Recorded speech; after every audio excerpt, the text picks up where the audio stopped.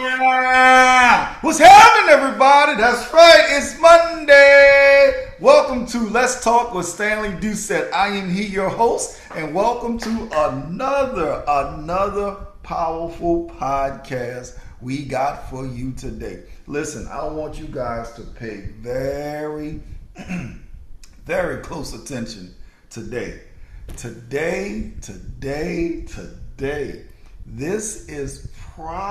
This one's gonna rank as one of the strongest podcasts that I have ever done. That's right.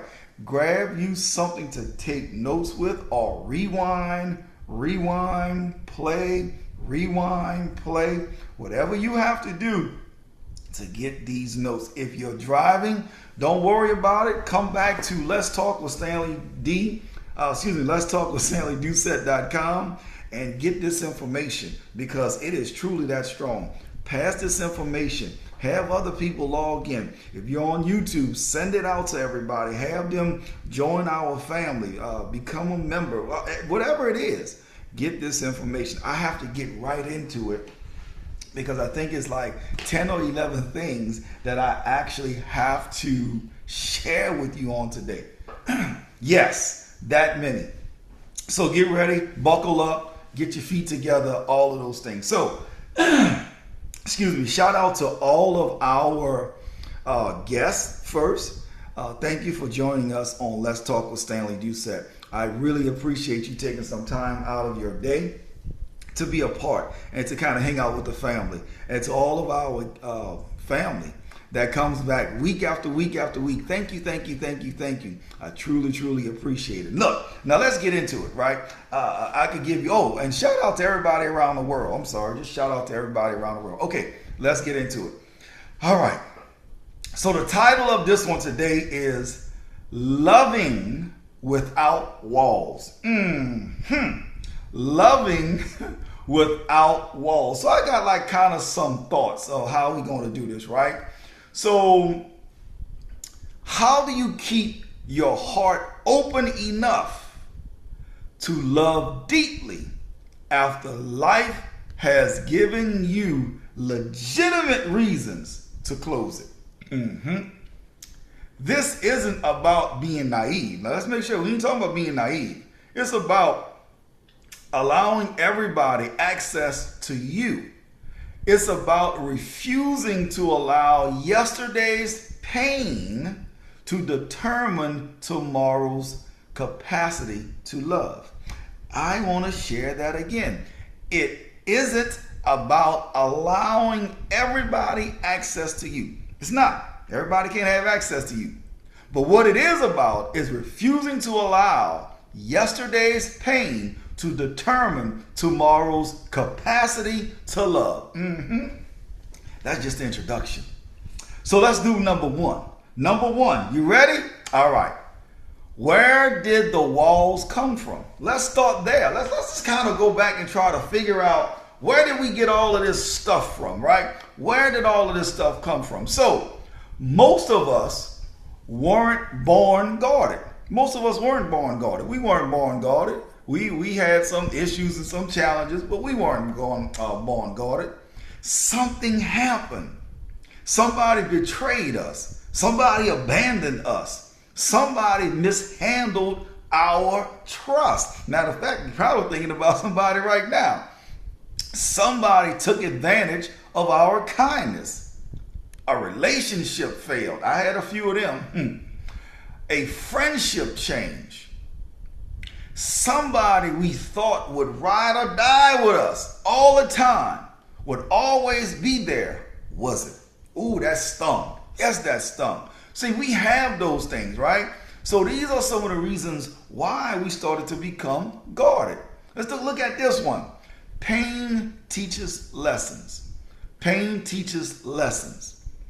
Unfortunately, sometimes we learn the wrong lesson. Instead of learning, I need greater discernment, we learn, I can't trust anybody.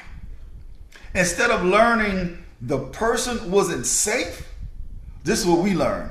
People aren't safe. Then we make the declaration. This is some of our declarations. I'll never let anybody do that to me again. Nobody will ever get that close again. Or we'll say something like this. I don't need anybody. Y'all know them strong ones. Y'all know them alpha males and them alpha females, right? I don't need anybody. Oh, here's one I've actually used this one. Once you cross me, I'm finished. Ha! Yeah, I've used that one a few times. That's your boy. I've used that one a few times. And here's the thought I really want us to sit with. I just want us to sit down, just think about this for a second. That sounds like strength. And initially, it may even be necessary for survival. But over time, protection can quickly and quietly become imprisonment. See, it sounds good initially. It may even be necessary for your survival, for your sanity. I get it. But over time, that protection can quietly become imprisonment. Now I'm just protecting myself from you. I'm protecting myself from everybody who reminds me of you. See, if you're just protecting yourself from that person, that's cool. We've been there. Some people we just don't get down with. Got it. But what happens is we began to protect ourselves from the world. We don't want nobody to get close to us. I mean, nobody. That's when the walls become absolutely dangerous. It becomes dangerous. It just becomes dangerous. It was built because one person. It was built because of one person. But now every single person have to deal with it. See, when I was raped, right? And it took a long time to really get this in my head so I can heal. Because of one thing somebody did, everybody had to get it. I mean, everybody had to get it. It may be something in your life that, hey, this happened, but when that happened, now everybody has to get it. We still holding on to it. We still got these walls up. We still got all of this stuff going on. Yeah. Let me ask you guys a question. Are you making someone who never hurt you pay for somebody who did? Yes, sir. I don't have my bell today, so you know, ding, ding, ding is definitely coming out. Number two, some walls don't look like walls. They don't. Some walls just don't look like walls. Now, let me just say this. This part is probably going to be a little uncomfortable for most people. It is. It's probably going to get a little uncomfortable for most people that have walls, that don't necessarily even know they have walls. And then y'all know I done ran across a few of them. Here are some of the things we'll name them, right? We rename our walls, and we cute with this, but I'm independent. I'm just careful. My standards are high. I'm protecting my peace. Y'all know we had a whole bunch of them. I'm protecting my peace. Make sure you protect your peace, right? I keep my circle small. I'm using discernment. I don't need anybody. Some of those statements can absolutely be healthy. I want to make sure you're clear on this. Some of those statements can absolutely be healthy. But we have to examine what's underneath. See, a lot of times it's something we take healthy and then we misuse it and then it turns into something else. So let's ask ourselves, is that strength talking or is that pain talking? Is that discernment talking or is that suspicion talking? Is it peace or is it isolation talking? Is it peace talking or is it isolation talking? Are these standards or have we created requirements nobody can meet? Think about that. We've created standards that nobody can meet.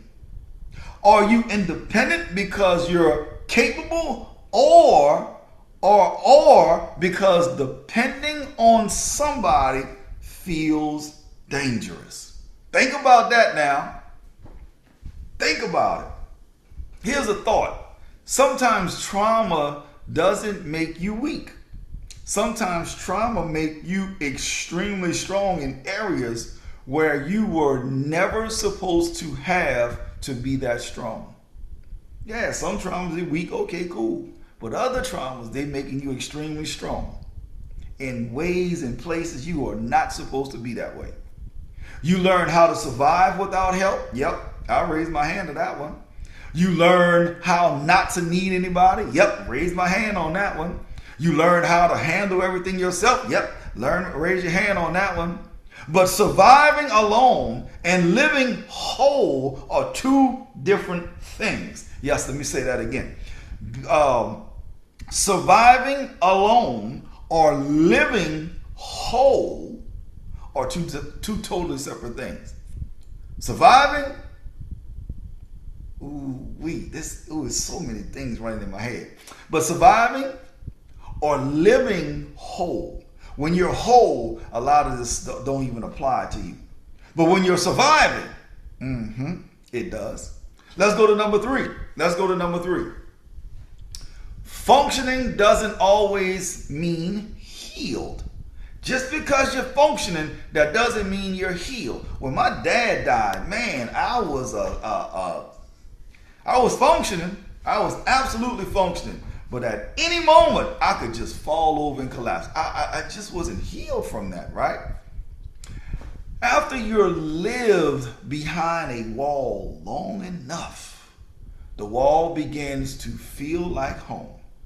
Let me say that again. Ring the bell. Ding, ding, ding, ding, ding. After you've lived behind a wall long enough, the wall begins to feel like home. You learn how to function behind it. You truly learn how to function behind it. You work behind it. You build behind it. You lead behind it. You accomplish behind it. You laugh behind it. You serve others behind it. You encourage everybody behind the wall. You can even become extremely successful behind the wall. Because you're functioning, everybody assumes you're okay. Eventually, you assume you're okay too. See, everybody started to say, okay, he's functioning, he's good, okay, great, that's wonderful. And you begin to, people begin to assume you're okay. And eventually you start doing the same thing. And then you say, oh, I'm good. But you're functioning behind the wall. Functioning and healing are not the same thing. Functioning and healing are not the same thing. You can learn how to live around wounds without actually healing the wound. You can literally live around a wound and never heal it. You can lead hundreds or thousands or tens of thousands of people and still struggle to let one person truly know you. Yeah, I know I'm stepping on toes and I'm stepping on my own toes. You can be surrounded by people and still be emotionally alone. Let me read that again, because that just, I don't know why. Okay, my spirit done woke up. That just hit somebody. Let me read that again. You can be surrounded by people and still be emotionally alone.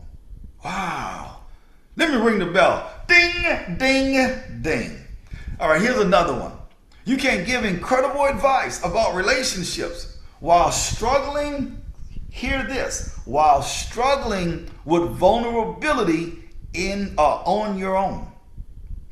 Yes, you can give incredible advice about relationships while struggling with vulnerability of your own. That, man, we can stop and close the podcast right there. We can be done. Have you healed, or have you simply become really good at living with your hurt? Man, I wish I had something to throw. Have you actually healed, or have you simply become really good at living with what hurt you? Let me just quiet. Quiet. That part. That part. Let me read that one more time. Have you healed, or have you simply became really good at living with what hurt you? Some of these notes I got messed up, but it don't matter. Y'all got the point. All right, number four. Maybe you can give love, but can you receive it? Oh my goodness. Vulnerability sounds a whole bunch through here, but okay. So, some people are excellent at loving others. They show up, they give, they help, they encourage, they provide, they pray for everybody, they solve everybody's problems. We do all of those things. But when somebody tries to love them, here's our response. I'm good. I got it. I don't need anything. Don't worry about me. Why? Because giving keeps you in control. Receiving requires vulnerability. Let me read that again. Because giving keeps you in control. Receiving requires vulnerability. Yes. Yes, you have to be vulnerable. When we give, we determine how much of ourselves we give. We get to see. Yeah. When I receive, I have to acknowledge that I need someone too. When we give, we get to see them. But when we have to receive and somebody have to look at us, yeah, now that somebody needs that too.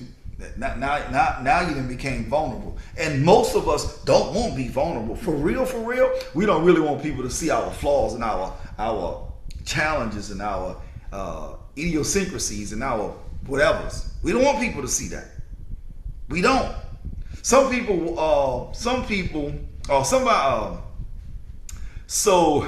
can't even get it out. Some people just need vulnerability, right, to just explode off of them. But unfortunately, all of those, I don't say all, I'll say a great amount don't want to be vulnerable. We just don't. So maybe your wall isn't preventing you from loving people. So maybe your wall isn't preventing you from loving people. So maybe your wall isn't preventing you from loving people. Maybe your wall is preventing you from allowing people to love you. See, there's a difference. Who do we allow in that circle? Who do we allow next to us? That's totally different. Somebody gonna realize this. I thought I was a very loving person. And quite frankly, you probably are. But the question is, can love actually reach you? Ding, ding, ding, ding, ding. Can love actually reach you? Boy, we got a whole bunch of examining to do. Because I feel myself sweating, and I'm like, man, I got some work to do. I got some stuff I need to make sure I'm good on.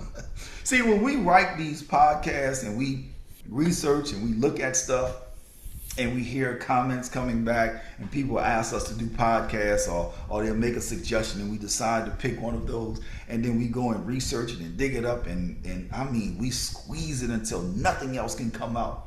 But sometimes you get podcasts where even though you've done the research and when you just literally sharing it with you guys, sometimes it's just like, man, I need to just stop the whole broadcast and just go and check my own self. This one of those podcasts because you want to be great, but sometimes you don't even know you're missing something. But today we have the ammunition to, if we miss something, this ammunition will help us, I don't want to say destroy, but get us back on track or heal us or make sure we're whole, right? Okay. All right. Yeah. Number 5, stop making new people pay old debt. Stop making new people pay old debt. That's number 5. Imagine meeting someone good after being deeply hurt. This reminded me of something. I remember I was after this young lady. I mean, I wanted to date her bad. I mean, bad too. I mean, bad. Oh, is the mic on? Yep, bad. I mean, I really wanted to date her. And one day she made this statement that I was confused. And she simply said, "I can't date you, Stanley." I was like, "Oh, okay, why not?" "Because you're too good." Now, this is not to try to brag on me. That's not what this is. But when she said that, I was like, wow. Like, wow. I was consistent. I was patient. I was honest. Just wow. Wow. I was trying to understand them. Wow. And they simply said, "You're too good. I can't date you."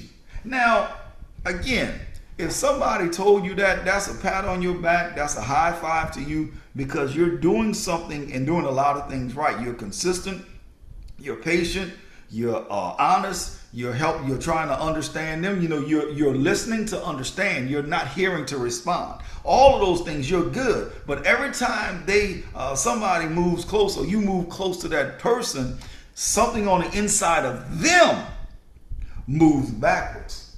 So let me ask you, is anybody ever came to you and really did all of those great things, but every time they start to get closer, you start moving backwards? Why? Why are you moving backwards when that person is checking all of the boxes you have? And stop making up boxes. On your job, stop making up things for your teams or your employees. Stop making up those boxes. When they reach where they're supposed to reach, give them what they deserve. Just give them what they deserve. Because sometimes on jobs and relationships or wherever, right, we don't want to get vulnerable, because you do know you can be vulnerable on a job. But we don't want people to be vulnerable because we protecting everything. We protecting everything. Same thing in relationships. We're protecting. Stop. Yes, use discernment and all of those other things we talked about earlier. But at some point, are you going to let somebody in? Because you can't pray and doubt at the same time. Okay, let me get off my soapbox. Where was I? Okay, every time somebody gets closer, people push back or they move back. You know, when they're behind those walls, they'll move back. Why? Because we're evaluating that person today through yesterday's experiences. Yeah. See, we'll say they need space. What we hear is abandonment. They disagree with us. What we hear, rejection. They make a mistake. What we hear, you see betrayal. They are difficult. They ask a difficult question. You hear criticism. Ain't that something? Ain't that something? Come on, y'all. They don't communicate exactly how your previous person or your previous employer or your previous relationship, they don't communicate that way. And immediately you become suspect. You suspect, not them. You suspect. Eventually, they're having a relationship with just you. Eventually, they're not having a relationship with just you. They're having a relationship with you, that other guy or girl, or that other supervisor or boss or whatever. I don't like to call people. They only got one boss. They only got one boss. So I'll get to that later, right? You now bringing all of them into the relationship. I remember a grandmother told me this. When you get married, there's only two that's in your room. I was like, what is this old lady talking about? And all she was simply saying is kick everybody out. However y'all hug, kiss, have sex, have the kids in the room, whatever y'all do in y'all room, keep that in y'all. That's y'all. That's your relationship. Don't bring other people in your mind, or other guys or girls you've dated, or all of those things in your mind to bring in all of that stuff in your bedroom. No, it's just y'all two. It's just y'all two. That's all. That's all she was saying. Now, when I was younger, I didn't understand what she was saying. Oh, I got it all now. All right. Eventually, having a relationship with more than one people. So we talked about that. They're having a relationship with, with you and everybody and everything that happened. We get all of that. So here's what I want to ask you guys. How many people have had to meet a version of you that somebody else created? Ding, ding, ding, ding, ding. How many people have you had to meet? Let me start that over. How many people have had to meet a version of you that somebody else created? That's stung. How many people have had to meet a version of you that somebody else created? Are you requiring someone new to provide their not somebody from your past? Are you requiring somebody new to prove, I say provide, I'm sorry.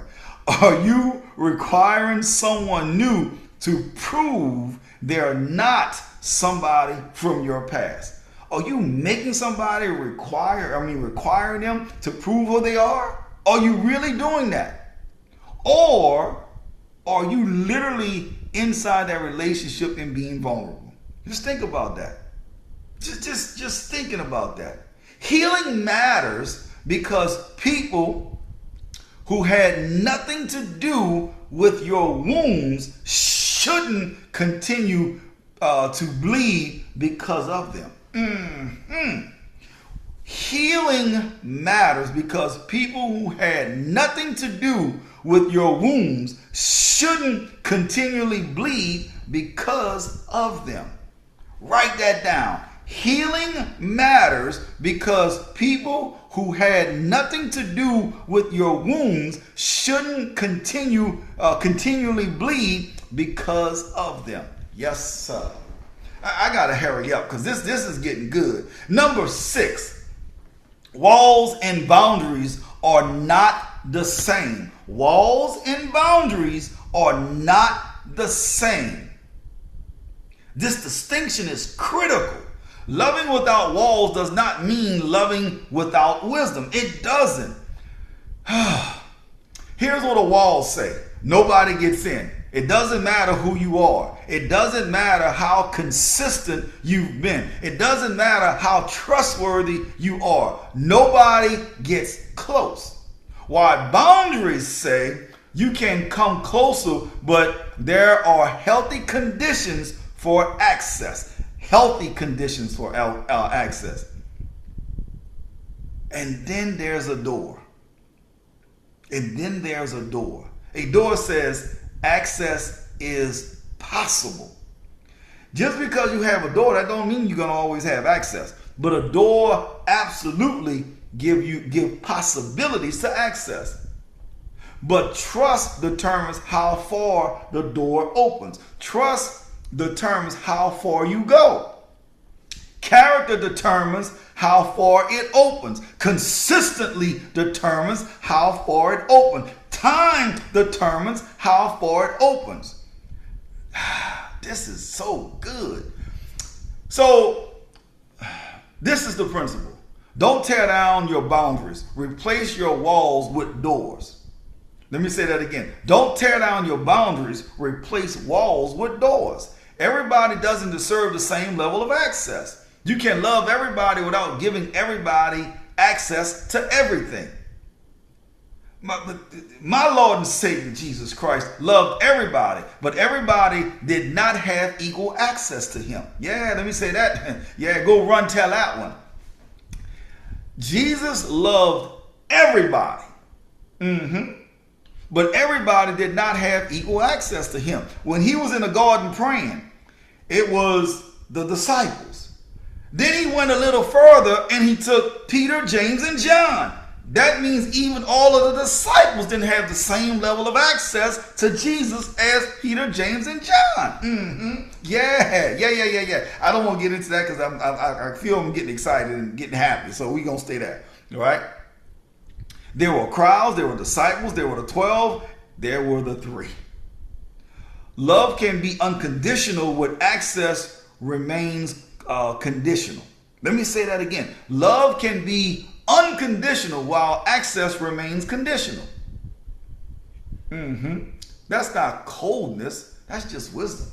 Because like he said, like I'm saying, he said, like we said, it got down to the bottom and it said, there were crowds. There were the 12.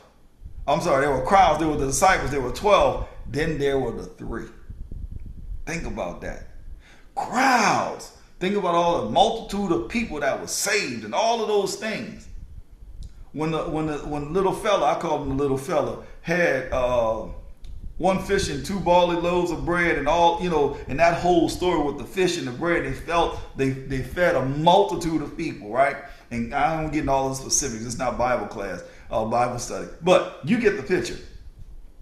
If you think about that crowd, and then when he was in the garden and he went to pray, and he only took 3 with him, Peter, James, and John, and then check this out. From there, he went just a little bit further and even prayed by himself to talk directly to the Father. So we're not going to get that deep. But y'all get my point, right? Let's go to number 7 because I can feel myself shifting. Number 7, guarding your heart and hardening your heart are 2 totally different things. Let's go spiritual for a second. I know I said I wasn't going to do it, but I felt it coming, right? Scripture teaches us to guard our hearts. But guarding and hardening are not the same thing. Guard your heart simply is, I've learned, I've paid attention, I've used wisdom, I'm watching character, but I'm still capable of loving. That's what guarding means. I've learned, I'm paying attention, I'm using wisdom, I'm watching character, but I still have the capacity to love. Hardening, on the other hand, never again. Never again. I'm not letting anybody close enough to hurt me. And here's something important. God can heal a broken heart, but we have to be willing to give him access to places we've protected. That's hard. I'm telling y'all, that's hard. It's not even play. That's hard. Even though it's the Creator, even though it's the Father in heaven, all of that, we can go through all of those names, right? But we still have to give him access to places we protected. Sometimes we're asking God, send me the right people, send me the right relationship, send me somebody who understands me. But what happens if God sends what you've been praying for and your walls won't let them get close? What happens? See, sometimes we're praying in that prayer show. Matter of fact, let me tell y'all, I'm trying to rush through here, but it keeps getting gooder and gooder. Kurt Holloway. Shout out to Kurt. I've asked people all the time, and I'm fortunate enough to talk to some people, and we talk and converse. And think about this. You pray for something, but when it show up, you run from it. Woo! Yes, sir. I almost missed my own blessing. A blessing showed up, I'm arguing with the blessing. How about that? I'm arguing with the blessing. I'll tell y'all that story another time. Just think about that. I'm arguing with the blessing, the thing I prayed for standing right before me, and I'm arguing with the blessing. How many of us have done that? How many of us have thrown away the man or the woman we've been looking for, or the job we've been looking for, or the career we've been looking for, or the business we've been looking for? We threw all of that away because our walls are still up. Okay, let me go to number 8. I got to get out of that. Thank you. I felt it. Just thank you. Okay, number 8. Forgiveness is part of taking down the walls.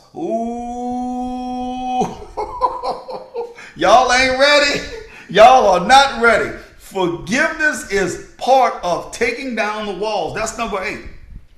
Forgiveness does not mean it didn't happen, it didn't hurt. What they did was acceptable. They automatically regain access. The relationship must be restored. No. Forgiveness does not mean that. Because, when I went through the situation I went through and got raped and all that stuff, you got to forgive. And y'all pray for me because I'm still trying to forgive, right? You forgive, right? But it doesn't mean like all of a sudden we going to be friends. Man, I'm sorry, almost. Y'all get my... All right. So forgiveness means what you did to me will no longer control what happened inside of me. This is important. Y'all have to write this down. Write it down 2, 3, or 5 times. This is very, very important. And this is what forgiveness actually means. Very important. What you did to me will no longer control what happens inside of me. Let me read it one more time. What you did to me will no longer control what happens to me, what happens inside of me. Let me read it one more again. What you did to me will no longer control what happens inside of me. Because think about this. The person who hurt you may have moved on. But if you're still recognizing every relationship or reorganizing it or flipping it upside down and all of those other stuff, every relationship around what they did, they're still influencing your life. See, if they still have control in that manner, they're influencing you. They hurt you once. Now the experience is hurting you repeatedly. You're getting residual hurt. You're getting royalties on hurt. You're consistently receiving hurt. When somebody did you something once, you must let it go. Forgive and let it go. What you did to me will no longer control what happens inside me. We will not allow that to be played on a loop. We will not allow that to go viral anymore. We cut and sever that under the blood of Jesus. We're not going to allow that to happen. You have to allow forgiveness to come in and then take back your control. Don't allow them to keep hurting you like that over and over. That's absolutely too expensive. You cannot change what somebody did to hurt your heart, but you can decide what happens to your heart afterwards. Somebody hurt you, got it. Understand. You got the wisdom and all of the everything. But don't allow that hurt to control your future. Because it bleeds into other things. I'm telling you from experience, it bleeds into other things. Don't allow that to happen. Let me go to number 9. This is, yes. Okay, number 9. The real courage is loving again. Somebody asked me, they said, you went through a divorce, Stanley, and all of those other things, and you went through a divorce and all those other things. Yep, I did. And I went through it twice, and, they said, oh, wow, And they said, well, Stanley, would you marry again? Would you love again? Absolutely, I would. Just because I made mistakes and I messed up relationships or somebody else messed up the relationship with me, whoever, I don't get into all of that. Let me look at what I've done wrong. Let me check and see what I've done wrong. Whether it's a job, it's a career, it's a business, let me see what I did wrong first. Let me see what I did wrong to hurt the person. Let me see what I did wrong to mess the deal up. Let me see what I did wrong myself. Right? But once I figured it out, okay, great, I did that. But now I have to move on. I can't stay stuck. Remember what number 8 was, what we read over and over for number 8. What you did to me will no longer control what happens inside of me. So if I can't love again, that means number 8 is still in play. I'm still allowing somebody to control me. Yes, sir. So number 9, again, The real courage is loving again. This is where I would begin moving towards the absolute part of your spirituality. Now that's just me. This is where I would have to move towards that. Now again, that's me. I'm not saying you have to, but that's just me. Because loving again, you're going to need the strength of your Creator. In my case, I'm gonna need the strength of Jesus because I needed to get through a whole bunch of stuff, even stuff from my past and past, right? You still got to get through it. All right. So love without walls requires courage. We understand that. Loving without walls requires courage because there are no guarantees. You can love again and be disappointed again. You can trust again and somebody mishandles it. Yeah, you can become vulnerable and discover the person wasn't mature enough to handle your heart. Here's a telltale sign. When you're liking somebody and you're engaging in them and all of that stuff and y'all having fun, you can just tell. Don't allow the red flags to go unchecked or unnoticed. Don't say, oh, he'll do better, or she'll do better, or he'll get over that. No, pay attention. Pay attention. I can't think of her name right now when she said, whatever somebody show you them, believe them. Believe them. But Maya Angelou. Whenever somebody show you them, believe them. They're not lying. They're showing you who they are. Believe it. Do we have the strength to believe it? Yes, have the strength to believe it. Okay? But what's the alternative? Never loving deeply again? Never trusting anybody? Never allowing somebody to truly know you? If nobody can disappoint you because nobody can get close enough, is that really healing? If nobody can reject you because you never became vulnerable, is that really strength? If nobody can break your heart because nobody can get to your heart, you may have eliminated some possibility of pain, but you also eliminated the possibility of intimacy. Let me say that again. All of those things I said, if nobody can break your heart because nobody gets your heart. If nobody can break your heart because nobody can get your heart, you may eliminate some possibility of pain, but you'll also eliminate the possibility of intimacy. And intimacy requires vulnerability. Yep, mark it here first. Number 10, the big question. His big question. All right, number 10, has your protection become your prison? Number 10, has your protection become your prison? The wall has purpose. Maybe you need it for a season, and I get that. Maybe it helped you survive something incredibly painful.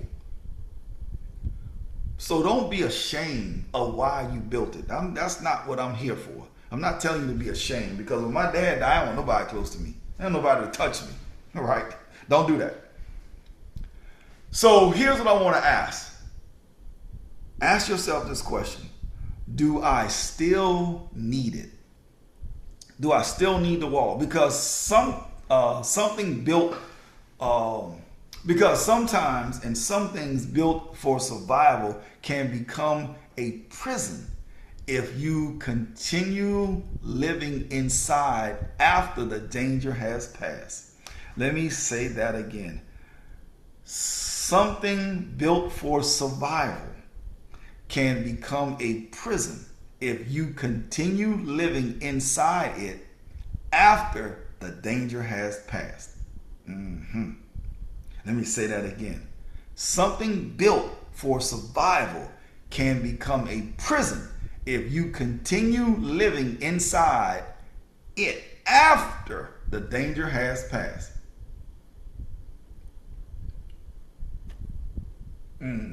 If you just think about that, wow, that's as I say, that's hard, that's deep, right? That sounds like, but if you be honest with you, that sounds like strength. And initially, it may even be necessary for survival. So you put those walls up, it sounds like strength and all that stuff. And initially, it may even be necessary for survival, because I know mine was. But over time, protection can quietly become imprisonment. But over time, protection can quietly become imprisonment, because you don't need it anymore. Survive, everything has passed. Why you still got the walls up? So now you're in prison. Now I'm not just protecting myself from you. I'm protecting myself from everybody who reminds me of you. I'm protecting myself from everybody who reminds me of you. That's why you're too good. Somebody don't want to date you, because they got all these walls up. You can never get in. You are the one for that person. You are the one for that job. But they got all of these walls and all of this other stuff, and they judging you by what the last employee did. Yeah, they did. They did. Yeah, Harpo, they did. They sure did. But they're missing out on an incredible business partner. They're missing out on an incredible employee. They're missing out on an incredible relationship, because they're still stuck in the past. Who are you protecting yourself from today who has never actually hurt you? Yes. Who are you protecting yourself from today who has never actually hurt you? Who are you protecting yourself from today who has never actually hurt you? Number 11. Last one, I think. Maybe I go to 12. I'll say 11. Loving without walls. Loving without walls doesn't mean everybody gets access. It means pain no longer controls access. Wisdom does. Discernment does. Character does. Consistency does. Trust does. Love does. Your past can teach you without governing you. Your scars can remind you without defining you. What happens can give you wisdom without taking away your tenderness. Somebody else's inability to love you properly should never become the reason you lose your ability to love deeply. Somebody else's inability to love you properly should never become the reason you lose your ability to love deeply. So don't throw away lessons. Don't throw away discernment. Don't throw away standards. Take down the walls. Keep wisdom. Build doors. Establish boundaries. And keep your heart capable of both giving and receiving love. Let me say that again. Take down your walls. Keep the wisdom. Build doors. Establish boundaries. And keep your heart capable of both giving and receiving. That's strong.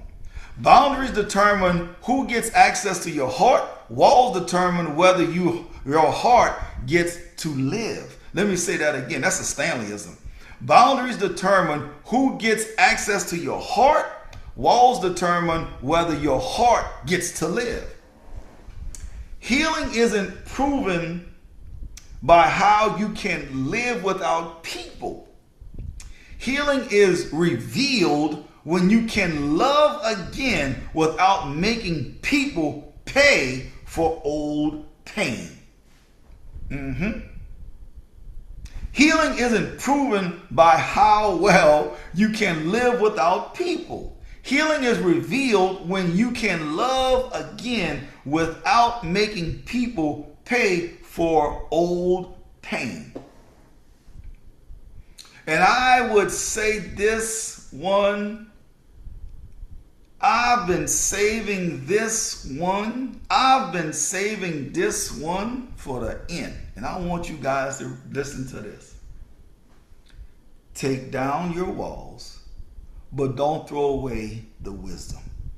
Build doors, establish boundaries, use discernment, but never let what hurt you become the reason to stop loving. That's it. Ball game. Ball game. Are you protecting your heart, or have you imprisoned it? Woo! Woo! I'm getting hot again. Are you protecting your heart, or have you imprisoned it? Ladies and gentlemen, boys and girls, that was one of the most difficult and most powerful podcasts I've ever had the opportunity and the blessing to talk about. Why? Because you have to look deep inside of yourself to truly talk about you. Man, vulnerability is something, but listen, loving without walls,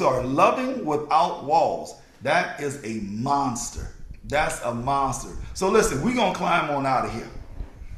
Yeah, we're going to climb on out of here. So I want to thank you guys for logging in so very much. So incredibly thank you. Thank you, thank you, thank you.